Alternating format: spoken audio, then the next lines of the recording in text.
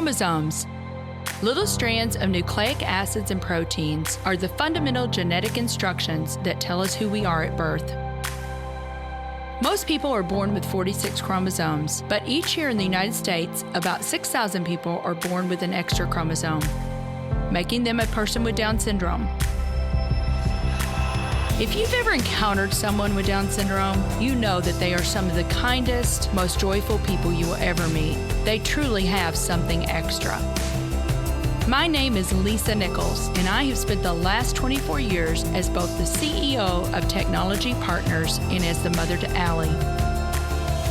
Allie has something extra in every sense of the word.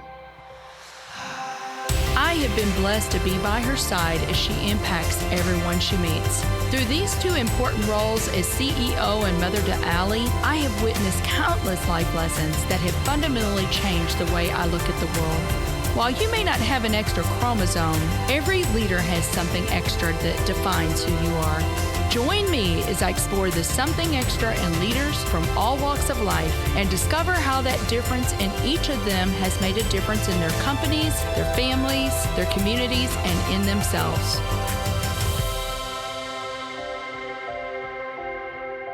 I am delighted to have Pat Combs on the show today. Pat is a Senior VP of Consulting at Team Analytics and the Chairman and Founder of Combs Capital Partners. If you like this episode today, please go to Apple Podcasts or wherever you listen and leave us a 5-star rating. Well, Pat Combs, welcome to the Something Extra podcast today. I am looking so forward to our discussion. And, you need to put your seatbelt on. And the other thing I didn't tell you about beforehand is you and I need to talk super duper fast because I'm totally teasing about that, but I've only got about 20 pages of notes here. There's so much I want to talk about. And so no, I didn't mean that we're going to talk fast, but we are going to cover a lot of material, I hope. And I just know that your wisdom and your story, everything, there's just so much good, rich things to talk about here. I know it's going to help our listeners. Oh, Lisa, thank you so much. It's an honor and a pleasure for me to join you. And I mean, ever since the day you and I met through the CEO Forum, you and Greg, and just love and adore you and love what you're doing. So thank you so much for allowing me to come on with you today. Oh, it's going to be fun. Well, let's just get right in. You've already said we met through CEO Forum. We've met a lot of awesome people through there, haven't we, Pat? And you and I have been in some workshops together and, all kinds of things. And then we go to Focus on the Family events and we see you and Christina at Focus on the Family event. So it's just awesome when our orbits can kind of collide like that. But let's just get right into it. And growing up, did you grow up in Houston? I did. Yep. Yeah, that's what I thought. I thought you did because, of some things that I had read. But, I know that growing up, I don't know about siblings. Did you have siblings? Did you have brothers and sisters? I do. Yeah, I have a natural sister who's just a year behind me, and then a step brother. And then I also have a half sister. So we were the blended family. Awesome. Well, lots of kids to play with. And that's, I know that you grew up with a love of sports. As a young boy, you loved sports. I think I chuckled when I read this, Pat, because you liked boxing and wrestling. And one day your grandfather was taking you to sign up for Little League, and you thought you were going to sign up for boxing lessons. I did. Yeah, to my surprise. And we got to the Little League sign up, and I'm like, why are we here? I don't want to play baseball. And my grandfather said, no, son, you need to play baseball. Yeah. Yeah. Why do you think that he thought it was such a good idea for you to play baseball?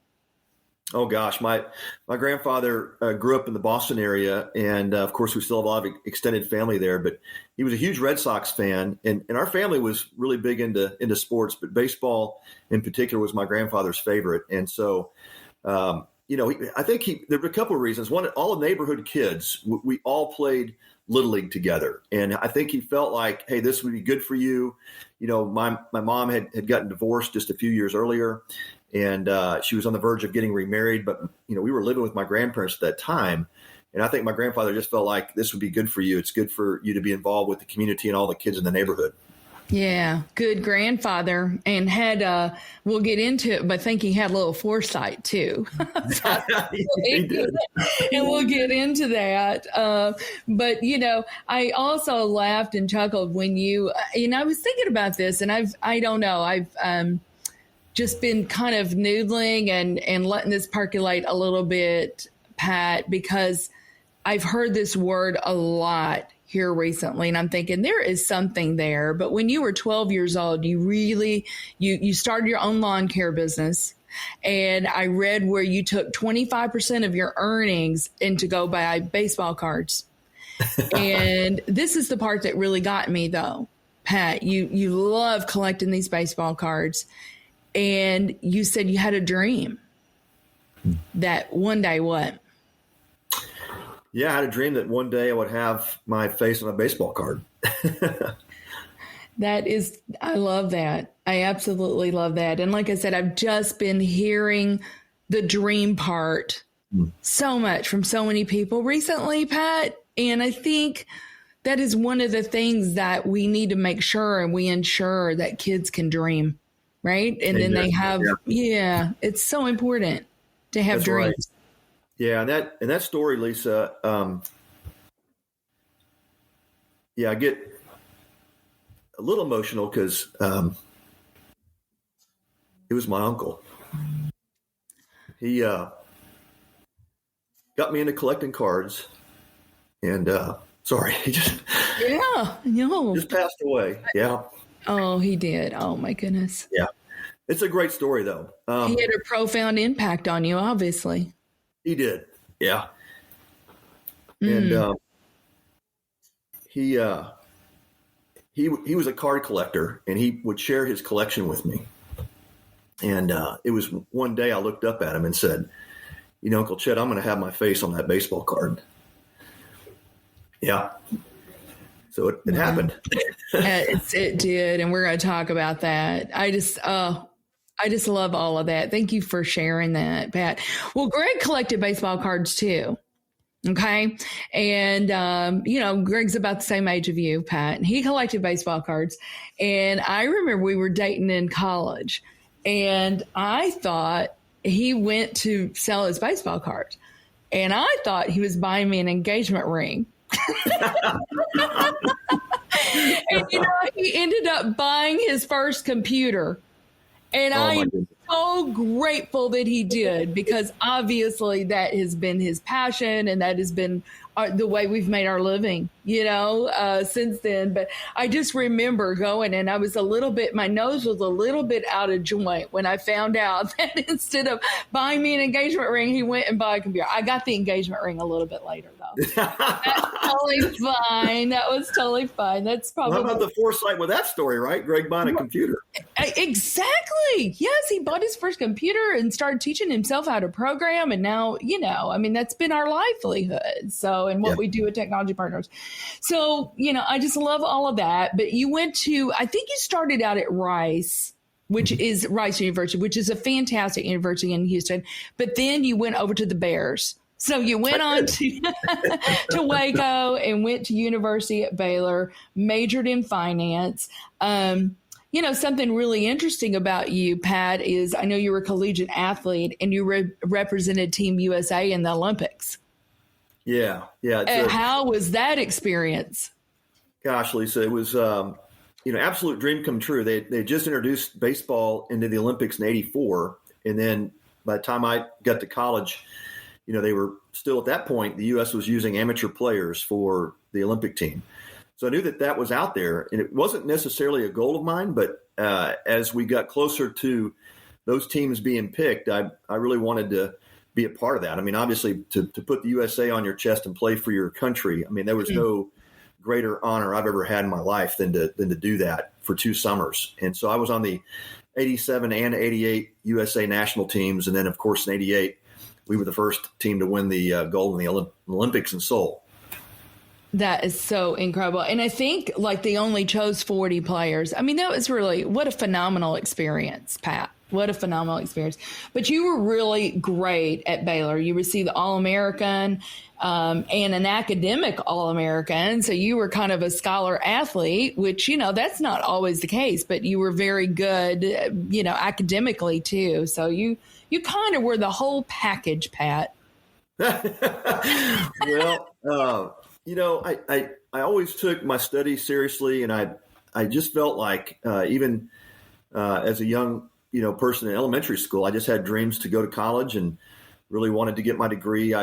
Nobody in my family had ever graduated from college, so that was just a big goal for me. And even with baseball, the way it was developing, and I knew at some point I was going to get a chance to play professionally. I still felt like, regardless of how my baseball career goes, I need to have an education, and that's going to last me the rest of my life. And baseball may only last, 4, 5, 10 years at the most. So I wanted to be ready for whatever, was in front of me. Yeah. Oh, that's great advice too, is, Pat, I think, for whatever. I mean, we had a son that went to Hollywood and was an actor for a while, but it's great to have that education, right? Because that, to your point, it may not last forever. We'll kind of talk a little bit about that, because it could be for a number of reasons, right? Injuries and all sorts of things. But in 88, you were in the first round. You were drafted in the first round to play professional baseball for the Philadelphia Phillies. And something else I learned about you, Pat, is you're a left-handed pitcher. Yes. Yeah, you're a left-handed pitcher. Yeah, you've been a left-handed pitcher for your whole life. And I did not realize that, but some people say there's research out there that says that lefties rule. I mean, there's a number of there's a number of reasons for that. So interesting. 10% of the population are left-handed, but 25% in the MLB are left-handed pitchers, or, left-handed, or, batters or whatnot. That's really interesting. But, there's probably, I don't know if you've read the research behind that, but lefties rule, and you've got some greats, right? Barry Bonds, who else? Babe Ruth was a left-handed pitcher. Yeah. Andy Pettit. Yeah. Andy Pettit. And then, of course, our Stan Musial here in St. Louis with the Cardinals, right? Was a left-handed pitcher. Man, that's right. Yeah. So, there's a lot of truth to that in terms of, I would tell young parents, if you want to have a child play in the major leagues, you need to tie their right hand behind their back after they're born, make them left-handed. And then if that doesn't work, just make them a catcher. So either a left-handed pitcher or catcher is the quickest way to the big leagues. But yeah, great point, Lisa. Yeah, well, I just thought that was very interesting. Well, here's the deal: you got drafted in the first round, but here's what I want to read. I thought this was really funny. You go, back when the draft was happening, it wasn't televised. You got a call, and the guy on the other end said, "My name is Cotton Eye, and I'm with the Phillies. We want to let you know that we picked you for the draft." What was your reaction, Pat? I thought it was a friend playing a joke on me because, we didn't have all the television and all that back then, and I'd never heard of Cotton Eye, and I was told that the scout who is in charge of letting you know would be the scout that drafts you. And so I had no contact with the Phillies. I thought it might be the Angels, the Pirates, the Astros. Nobody from the Phillies had ever contacted me. So when he called, I thought it was a joke. I thought it was a buddy of mine just playing a joke on me, and I hung up on him. Yeah, you hung up, and then I assume he called back and said, "No, this really is Cotton Eye from the Phillies." Thankfully, he did. He said, "No, this is really Cotton, and I need to talk with you, and I need to come visit with you and present a professional contract." And I'm like, "Oh, so sorry. I didn't mean to hang up on you." But he got a kick out of it. He thought that was funny as well. And we met just a few days later, and the Phillies presented their contract to me. Right. Well, they had, what he told you was they'd been undercover for about three seasons watching you, and you didn't even know it, So There's a lesson there, isn't there, Pat? Yeah, there is. You never know who's in the stands. You never know who's in the stands. Pat, this is really funny. I don't know if I ever told you the story, but, I got invited in 2017 to meet with President Trump at the White House. And something similar happened to me. So a call came into the office on a Wednesday, and it said, "This is the White House calling for Lisa Nichols. We want to invite her to come to the White House on Monday. And so the person that took the phone call seriously thought that I was being punked. But they said, no, literally, we will be sending an email tonight. So I get this call and I'm like, yeah, right. What in the world? This is some sort of scam or something. But sure enough, it was not a scam. And I, found myself in the Roosevelt room on that Monday. But I was the same way. I'm like, this can't be real, So it's a great story. I totally relate to that story. But, you went on, so you played for 8 different seasons because you also played for the Milwaukee Brewers, I know.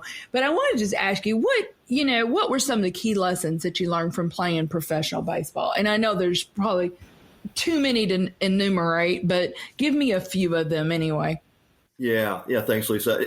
I'm so grateful I had that opportunity. I mean, I was on the kind of the fast track. I got drafted by the right team at the right time, the Phillies, and they were needing pitching. They had come off a big playoff run in the mid '80s, and had traded away a lot of their young talent to help the team at that time. So for me, getting there was just a fast track to get to the big leagues, and so I was the first player in Major League history to go A, AA, AAA to the big leagues in one professional season, my first season, and so I guess what I learned was the preparation that I had, the coaching that I had prior to even getting drafted, and really taking my craft seriously in that way, Lisa, to try to be the best I could be, really prepared me. And then, of course, playing on the USA teams, playing against some tremendous international competition, there really is no replacement for that kind of experience to prepare you for something at that level, that stage, in the big leagues. And so I was so grateful I had those opportunities. And some of those, I think looking back, you put yourself in positions to create great opportunities. And I think once you get those, to be able to take advantage of it. So the preparation, the discipline, the hard work, all of those things that we talk about and try to teach, the younger generation, it really does come back at some point when you have that opportunity to go through a door that maybe you never thought could be open. So I was grateful for that. And then grateful for, the people that I would say, Lisa, that loved me beyond just my talent. People who wanted a relationship with me, not just because I was a baseball player, because they really cared for me.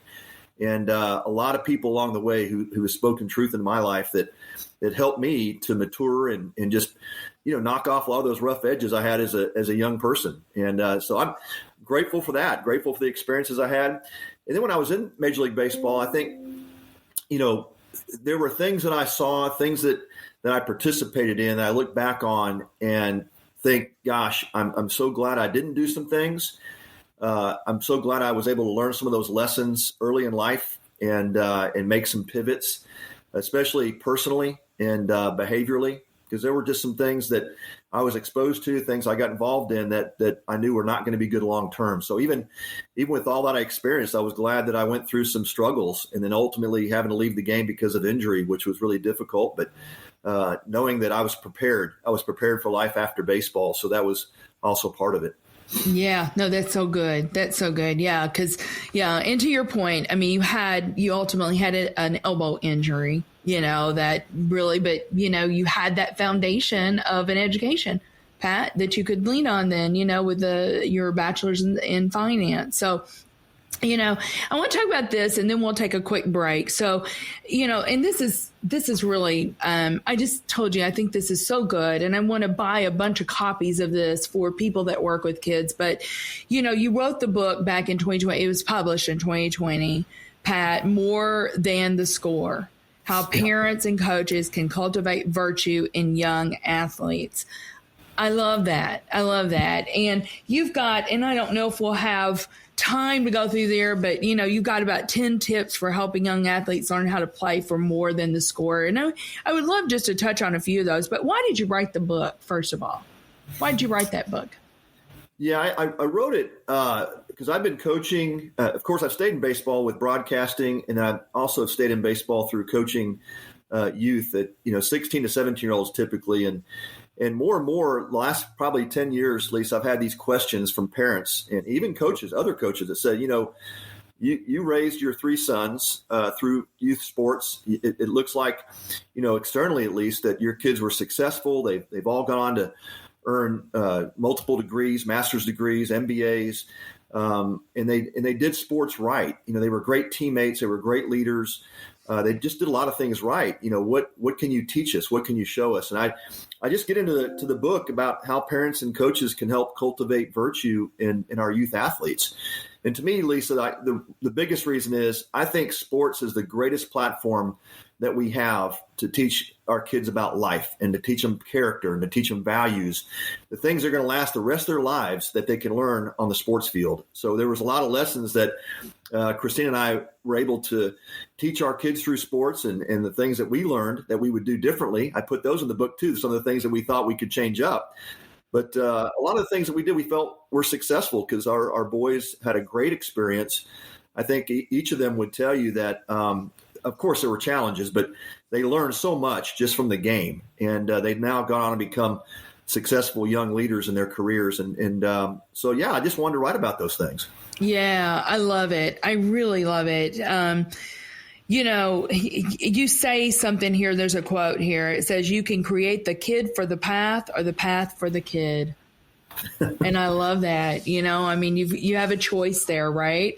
But Pat, 72% of youth in America are involved in sports.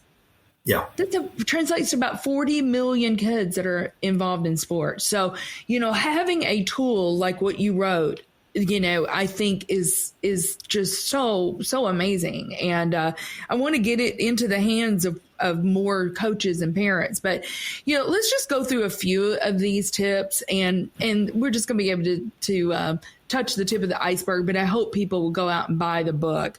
We'll put that in the show notes so people can go and purchase that. But, first of all, you said get your why right.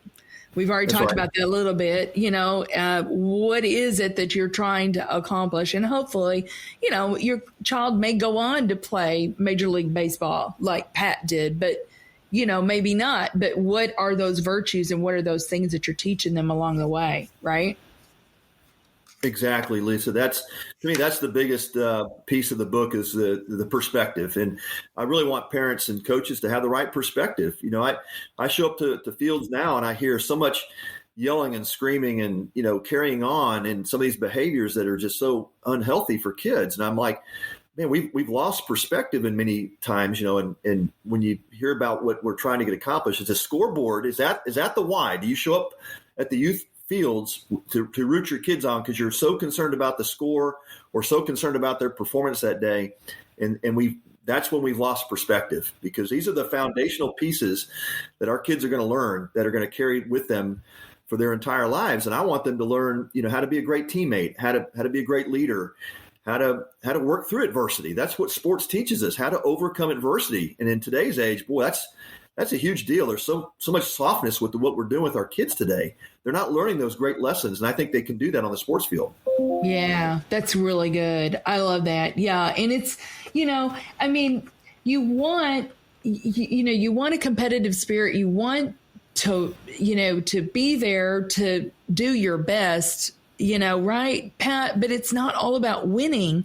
And the other thing that you brought up, you said performance. And if parents are so concerned about the performance, there is a possibility that your child is going to link their performance with their identity and their value. And that's a dangerous place to be. No doubt about it. And Lisa, I think Christina, my wife, would tell you that there's probably very few people as competitive as I am when it comes to everything in life. I want to win. I want to win more than anything, but I also had to know how to use that effectively with our sons, and exactly right, not make their identity about that number on the scoreboard or that number by their batting average. It really had to come down to, what are you learning? And in every game, I would ask them, hey guys, what went well today? And we would talk about it. And then I would ask them, hey, what could you have done to improve, or what could you have done better? And I would just ask those questions, Lisa. And those would be the evening conversations typically after a game. I wanted them to digest that, to learn from the game. We would try to redirect towards the character things and the values that they could pull from that particular experience. And to me, that was way more important than just hey, did did you feel good about the win today? Exactly. Well, I love that. And I read that about you, Pat, that win or lose, your routine after a game was to go get ice cream or shaved ice or whatever and just win or lose and do a retrospective. But it wasn't about, what could you have done differently, to have won, or whatever, it was more about those character traits. So I love that. Another thing that you said, and I do see this, and I know I was guilty of this too, Pat, with our own children when they were growing up, but how do we come along beside them and bless them? How do we stay out of the way and not make our dreams their dreams? Make sure that you dream with them and not for them. Yeah, absolutely, Lisa. Yeah, absolutely. That really is the key, and we all want our kids to do well. And there's nothing wrong with that. I encourage parents to root for your kids, help them in every aspect of life. But we've got to know where to draw that line too, and understand that it's okay for them to fail. In fact, I wanted my kids to fail, not in a way that would hurt them or be painful, but I wanted them to feel that, experience that. And that's how they overcome those things. And like I would tell my sons, if you feel bad about your performance, what do you have to do? I would ask them that question, and they would tell me, Dad, I got to work harder. I got to get better at this. I need to develop this. And so we would encourage that for sure. But yeah, I think when parents start to dream for their kids, that's when we cross the line. We become, helicopter parents, lawnmower parents. There's a lot of these terms we use now, but that's when we're starting to try to get in the way of that path. We're trying to, carve the path for our kid instead of creating our kids for the path. And that was always the thing that Christina and I wanted to stress with our parenting was, it's okay to let our kids experience toughness and when they fall down, we'll be there to support them. But we wanted them to learn from those mistakes and let them experience that as well. Yeah, that's so good. Well, we've got a lot more here we could talk about, but we do need to take a quick break, and we'll be right back on the Something Extra podcast with Pat Combs. In business, the tendency is to seek out partners who are bigger, faster, stronger. When it comes to IT, you should be looking for smarter, faster, better. That's just what you'll find with the talented technologists at Technology Partners. Our experts develop custom solutions to tackle your most complex challenges, all to simplify your processes in the smartest, most efficient way possible. The time to be swift and nimble starts now. Go to technologypartners.net/solutions and see what's possible. Well, welcome back, everyone, to the Something Extra podcast with my friend, Pat Combs. And we've already been talking about baseball and just youth sports and all kinds of awesome things. But I want to move into this, Pat, because I know, just in knowing you and the years that I have, I know your faith is very, very important to you. But what I did not realize is that you came to faith through a baseball chapel. Tell me about that story? I did, yeah. So grateful that, when I was in baseball, this was back after I got drafted in 1988.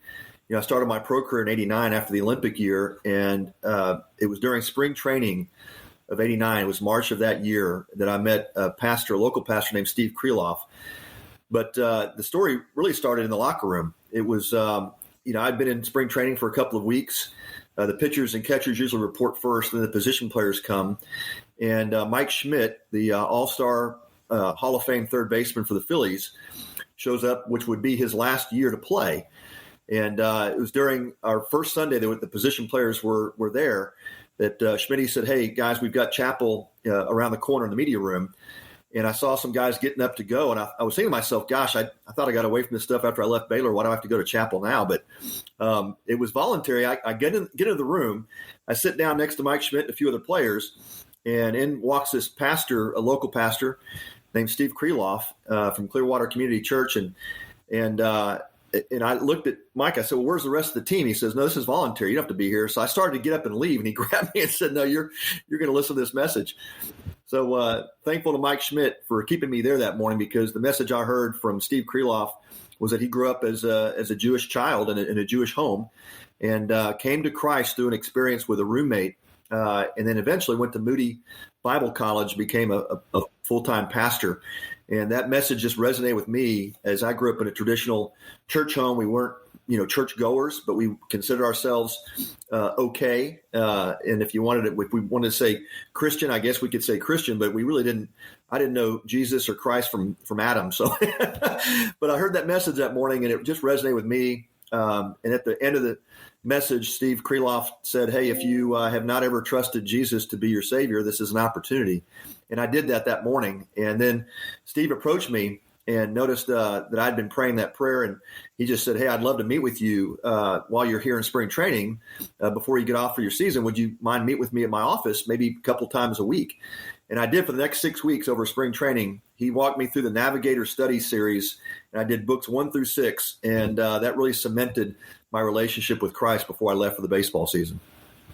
Oh, that is what a great story. So it was the Navigators that you went through. It was, yeah, the Navigators Discipleship Series back then. It was like 6 little mini booklets. And he asked me to do a booklet a week, and we'd go to his office, and we'd sit there for hours and talk about the answers and what I was learning. And it was just really a true discipleship experience, which really made the difference for me. Yeah. There's a lesson there too, Pat. You heard the word, you accepted the word, but the discipleship part is so important to really get it down into your DNA. And then I think you just became in love with the Bible and started reading on your own and growing. And like I said, so how is your faith, would you say, like informed, like how you've done your work and how you've raised your children and just how you've lived life? I mean, how's your faith been integrated into that? Yeah, Lisa, it's foundational to everything about me. And I think my friends, my family would tell you that I fell in love with God's word. I try to walk it out, live it out daily. I think that does make the difference for us in terms of others who recognize that we're different. We're doing things different. We talk different. We behave differently. So it is, and I've been able. Thankfully, I had the great experience I had in baseball, but it allowed me to get involved with other organizations where faith in sports and business cross. And I've just had the opportunity to lead others and talk to others about Jesus, and that's just the most important thing in my life. I love business, I love sports, I love competing, but nothing comes before my walk with Christ and how I live that out daily and what He's done in my life. Yeah, I love that.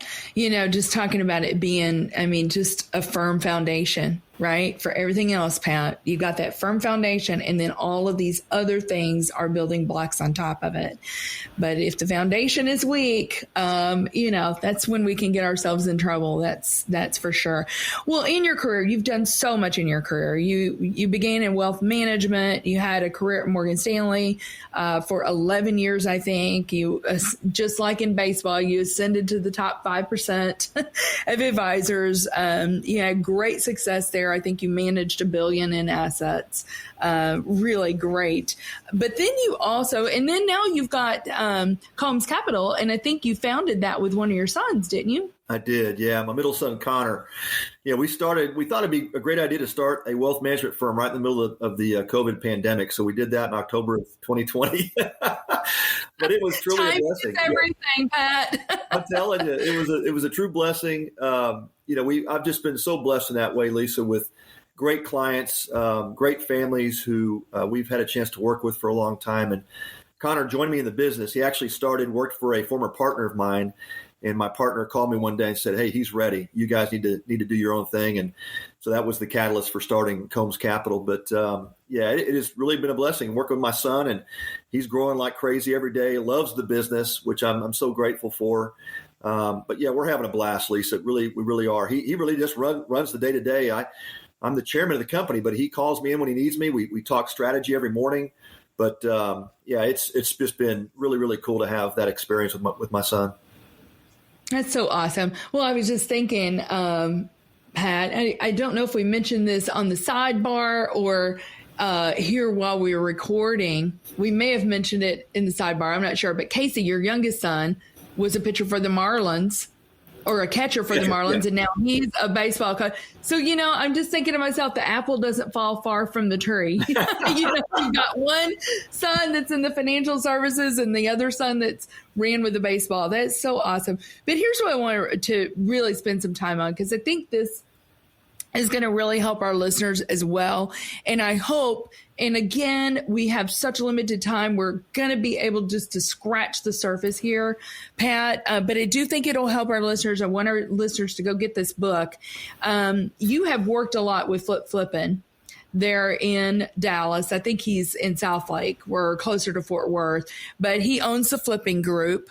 And I know this is funny to me because I know it's not funny. I guess it just makes sense, because I know one of the things that you have just had a passion for people your whole life and developing people, whether that is, older people or youth. Right. And so I think that just makes total sense that you're working with Flip in the work that you're doing here. But, tell our listeners just a snippet about the Flippin' Group and why it's different, because it is different. It looks at the flip side, no pun intended, of kind of like strength finders and things like that, which I'm a big proponent of strength finders.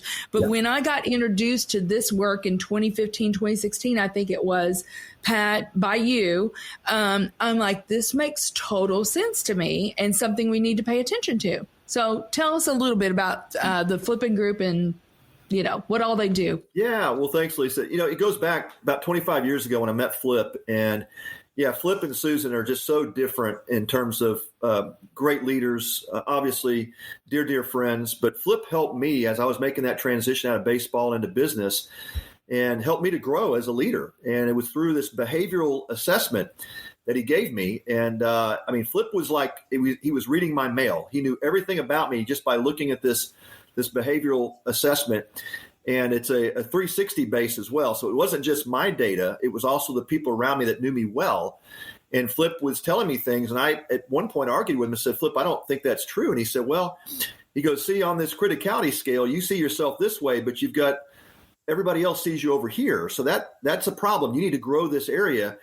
And I said, well, Flip, I just don't agree with that. And he said, well, Sweetie Bear, today's your lucky day because you've got a lot of people who agree that that's an area for you to work on. So I was so happy about that. I did grow that. Flip put me on a growth track. So I was kind of one of those hair club for men, Lisa. I experienced it. I grew. My wife was impacted by it. My family was impacted by it. It changed my direction in my career. It really did. And so I took that tool out to Tom House, who at that time was kind of known as the guru for working with pro athletes, especially quarterbacks and pitchers. We ran guys like Tom Brady, Drew Brees, Matt Ryan through it. And it was incredible the differences it made in their careers, their lives. And so I came back and said, Flip, I want to join you. And we went on this now course of 25 years working alongside each other. Because, again, it just meets my passion, Lisa, of wanting to bring out the best in people. And when I know that behaviorally we all have things we can work on, we all have things we can improve on.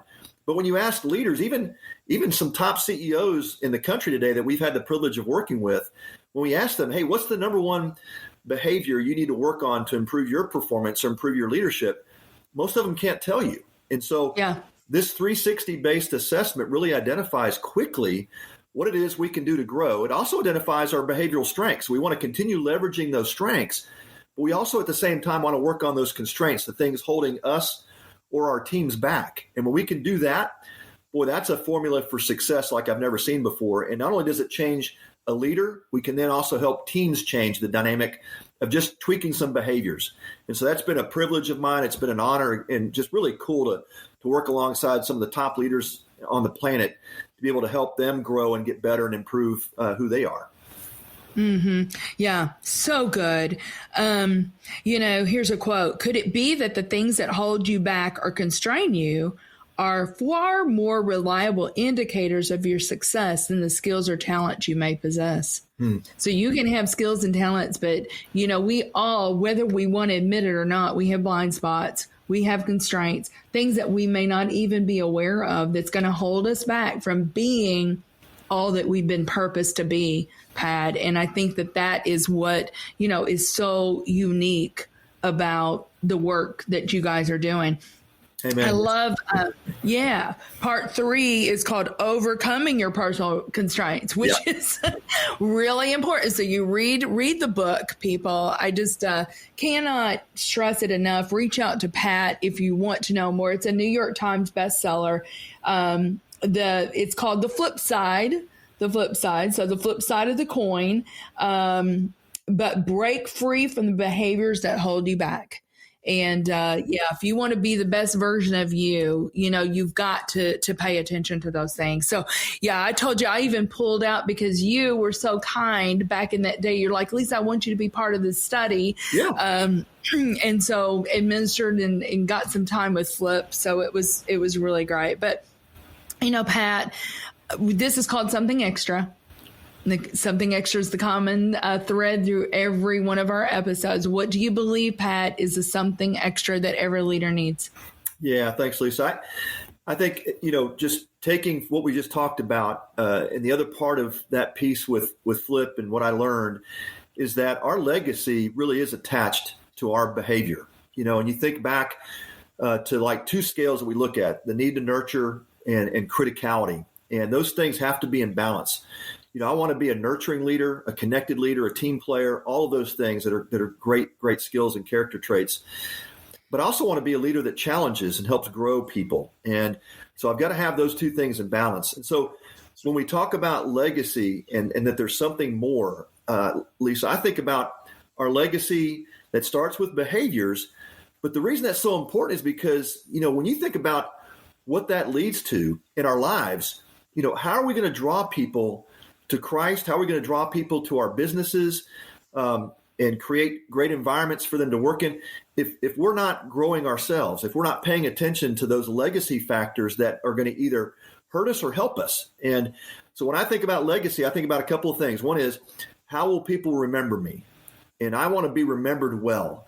But what's more important is I think about my perpetual legacy. And when I think about that goes to the depths of who I am spiritually and how God created me to walk this earth.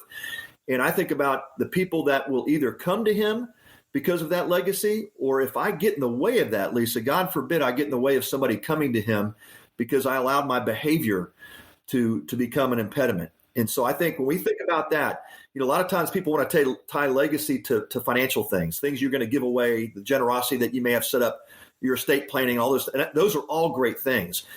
But even more important to me is, what is your perpetual legacy going to look like when God calls you home? And will you be the one that people flock to because they saw something different in you? They saw a Christ follower in you that they wanted to be attached to, and they eventually made that decision to follow Jesus as their Savior. To me, that's far, far more important than anything financially we could ever leave in terms of legacy. Oh, that's just beautiful. You got me teary-eyed, Pat. I love it. Well, listen, my friend, I have had so much fun with you today. Thank you so much. I know how busy you are, so I just appreciate you carving out some time to be with me today on the Something Extra podcast. Thank you so much, Lisa. It has been an absolute pleasure. Appreciate you. Thank you for listening to today's show. Something Extra with Lisa Nichols is a Technology Partners production. Copyright Technology Partners, Inc. 2019. For show notes or to reach Lisa, visit tpi.co/podcast. Don't forget to leave a review on Apple Podcasts, Google Play, or wherever you listen.